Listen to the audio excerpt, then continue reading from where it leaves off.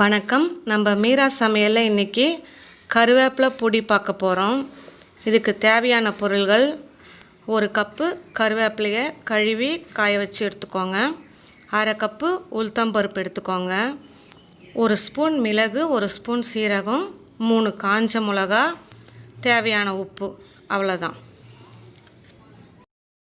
அடுத்தது வாணல் வச்சு 2 ஸ்பூன் எண்ணெய் ஊற்றுங்க. அந்த எண்ணெய் காஞ்ச உடனே அந்த உளுத்தம்பருப்பை போட்டுக்கோங்க. போட்டு வறுக்க வேண்டியது தான்.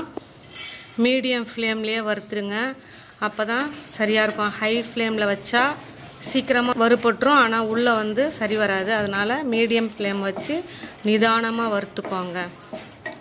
இந்த கருவேப்பிலையை நம்ம சாம்பாரில், ரசத்தில், தாளிக்கும்போது, பொரியலெல்லாம் போடுவோம். ஆனால் அது எல்லோரும் தூக்கி போட்டுருவாங்க. ஆனால் இந்த பொடி ரெடி பண்ணி வச்சுக்கிட்டோம்னா கருவேப்பிலையோட பெனிஃபிட்ஸ் எல்லாம் நமக்கு கிடைக்கும். அந்த பருப்பு கொஞ்சம் வறுபட்ட உடனே கருவேப்பிலையை போட்டுக்கோங்க. கருவேப்பிலையை வதங்கின உடனே மிளகு சீரகம் போட்டு வறுத்துக்கோங்க. மிளகு சீரகமும் ஜீரண சக்திக்கு தான், கருவேப்பிலையும் ஜீரணம் செய்யும். காரத்துக்கு மிளகா போட்டுக்கோங்க. சாதத்தில் பிசைஞ்சு சாப்பிட சூப்பராக இருக்கும். நம்ம மதியம் சாப்பிடுவோம் இல்லையா, அப்போ முதல் வாய் கருவேப்பிலை பொடி இருந்ததுன்னா நல்லது. அது நம்ம சாப்பிட்ற சாப்பாட்டை செரிமானம் செய்ய வைக்கும், முடி வளர்ச்சிக்கு உதவும், இரும்பு சத்து மிக்கதால் இந்த கருவேப்பிலை பொடி ஒவ்வொரு வீட்லேயும் இருக்கணும். கடைசியாக அந்த உப்பையும் போட்டு வறுத்துக்கோங்க.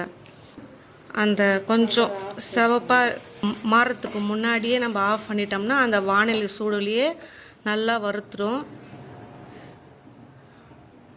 இப்போ பார்த்திங்கன்னா பாருங்கள் எப்படி சிவப்பாக வறுபட்டுருக்குன்னு. அதுக்கடுத்தது அந்த கருவேப்பிலையை உடச்சி பார்த்திங்கன்னா இந்த மாதிரி தூள் தூளாக நொறுங்கும். அதை ஆறின உடனே மிக்சியில் போட்டுக்கோங்க.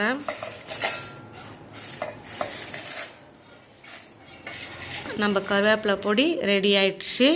இது சூடான சாதத்தோட உப்பு, எண்ணெய் போட்டு இல்லைன்னா நெய் போட்டு சாப்பிட சுவையாக இருக்கும்.